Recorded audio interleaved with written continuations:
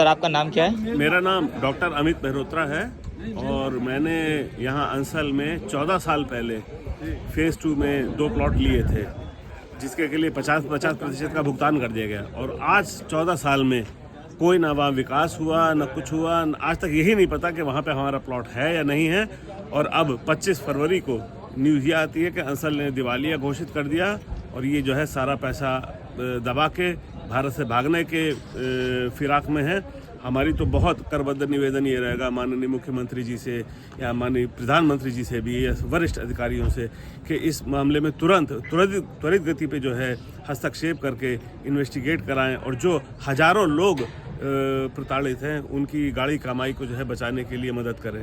तो जब आपने अपना प्लॉट बुक किया था तो उस वक्त आपको प्लॉट दिखाया नहीं गया था? नहीं, प्लॉट नहीं दिखाया गया था, हमें नक्शे पे दिखाया गया था कि ये नक्शे पे, और ये बताया गया था ये सरकार द्वारा अप्रूव्ड है और ये सारी सरकार से अप्रूव्ड प्रोजेक्ट था। इसीलिए हमने यहाँ पे लिया क्योंकि हमें ये भरोसा था कि इसमें MOU हुआ है, LDA के साथ में MOU हुआ है। हाईटेक सिटी जो होता है ये सिर्फ अंसल डेवलपर था, बाकी सारी ज़मीनें सरकार को मुहैया करानी थी। तो सरकार एक बड़ा स्टेक होल्डर था, इसी भरोसे पे हमने लिया था। हमने इसको कोई प्राइवेट बिल्डर समझ के नहीं लिया था। लेकिन आज सरकार से हमारी रिक्वेस्ट ये होगी कि हमको मदद के लिए हमारे आए और हज़ारों लोग जो है प्रभावित हैं उनको करें। मेरे साथ में मेरी कुलीग भी हैं। योगी जी से और मोदी जी से यही रिक्वेस्ट है कि प्लीज आप लोग इंटरवीन करिए और हम लोगों का प्लॉट दे दीजिए। हम लोग इसको नौकरी करके एक एक पैसा बहुत हार्ड अर्न मनी है जो हमने लगाया था, और आज इतनी बार हम अंसल में आए हैं, हमें धोखा दिया गया है और हमें हमारा पैसा प्लीज विद इंटरेस्ट वापस करिए या प्लॉट वापस करिए।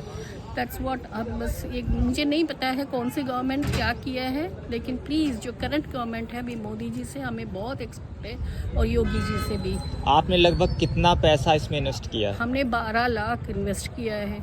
12 लाख रुपए इन्वेस्ट किया? 12 लाख उनके पास। और आज आप रिटायर हो रही हैं? आज हम रिटायर हो रहे हैं। हमें मेडिकल के लिए चाहिए। कहाँ से करेंगे? मेरे हस्बैंड के लिए चाहिए, मेरे हस्बैंड भी बीमार है, उनके लिए चाहिए पैसा। तो 12 लाख रुपए आपने 14 साल पहले दिए थे, तो उस हिसाब से आपका अमाउंट आज की डेट में लगभग 30 लाख रुपए के आसपास हो जाना चाहिए। मैंने उनको ये भी बोला मुझे रिफंड करिए कि अगर आप उसको FD में ही जमा करते तब भी वो लगभग 30 लाख रुपए में कन्वर्ट हो चुका होता। मैंने ये भी रिफंड के लिए भी मैंने बहुत बोला कि विद इंटरेस्ट। उन्होंने कहा था नहीं, रिफंड अगर लेंगे तो बहुत सालों लगेगा, 10,000 50,000 इस तरह से देंगे और आपको बहुत फॉलो अप करना पड़ेगा और इंटरेस्ट नहीं मिलेगा। This is what they told me. ये सब झूठ बोल रहे हैं, ये सब लगातार झूठ बोल रहे हैं। कुछ नहीं होगा। हम लोग इतनी बार आए हैं, हर बार नई कहानी, हर बार नई कहानी। और अब तो ये है कि ये दिवालिया हो गया, अब तो वो भी कुछ नहीं देंगे, अब तो दिवालिया घोषित कर दिया है। लगभग आपके जैसे कितने लोग इसमें अभी प्रभावित हैं? कम से कम 3 से 4 हजार लोग होंगे। परसों ही एक व्हाट्सएप ग्रुप बना था, आज 700 750 लोग जुड़ गए हैं। 2 दिन में इस व्हाट्सएप ग्रुप में 750 लोग जुड़ गए हैं।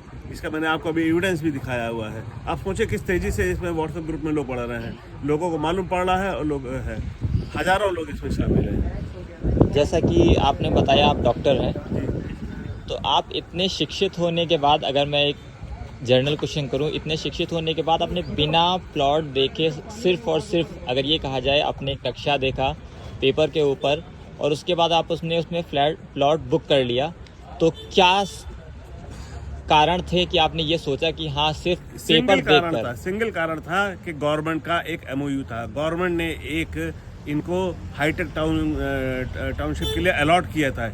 ये बाकायदा जो है एक लेजिस्लेशन के थ्रू अलॉट किया गया था इनको। हाईटेक सिटी का जो एक्ट होता है उसके तहत ये अलॉट किया गया था। तो हमें सिर्फ ये भरोसा था कि एक सरकारी प्रक्रिया के तहत कार्रवाई हुई है, इसी वजह से हमने करा और इसमें कोई गलती नहीं हो सकती। और ऐसी बड़ी टाउनशिप डेवलप होने में समय लगता है, ये हमें था। लेकिन कितना समय आपको बताया गया था कि इतने समय के बाद आप लोगों को प्रॉपर्टी मिल जाएगी? कि 3 से 4 साल में मिल जाएगी। नहीं, उन्होंने आपको कोई टाइम दिया था? 4 साल का समय था। 4 साल का समय। आज 14 साल हो गए, कुछ भी नहीं हुआ, कुछ नहीं करा। तो जैसे last time it was Fernhill Gurgaon which was affected, तो हम लोग एनक्लैड गए थे, वहाँ से स्टे ऑर्डर मिल गया था। NCLT का रूल है कि अगर किसी कंपनी के 20 प्रोजेक्ट है और अगर एक प्रोजेक्ट डिफॉल्ट कर रहा है तो पूरी कंपनी नहीं जाएगी, only 1 project will go into insolvency. But this time the default is of 83 crore. Originally it was 257 crore with ILNFS financial services limited. Ansal API ने इनसे वन टाइम सेटलमेंट किया करीब 111 करोड़ कि हम ये पेमेंट कर दें, और इसमें इन्होंने 27 करोड़ रुपए दिए भी, 83 करोड़ का डिफॉल्ट, और ये मार्च 2024 का ऑर्डर है। उसके बाद इन्होंने जब डिफॉल्ट किया है तो IL&FS moved the NCLT court in March 2024 and they have defaulted, they have not paid, and this is not a genuine business failure.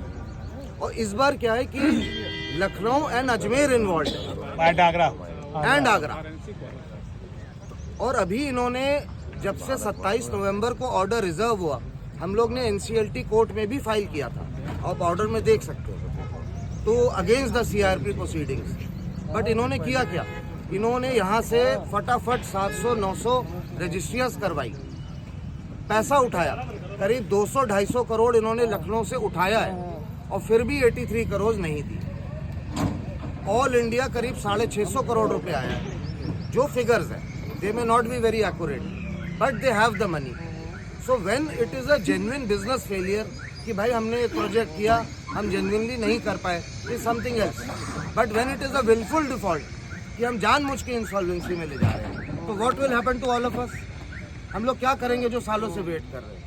हम IRP का वेट करेंगे जो आएगा, रेजोल्यूशन करेगा, कितने साल लगते हैं? तो why should the management run away with this, why should we allow this? इसीलिए हम लोग मिले हैं यहाँ पे।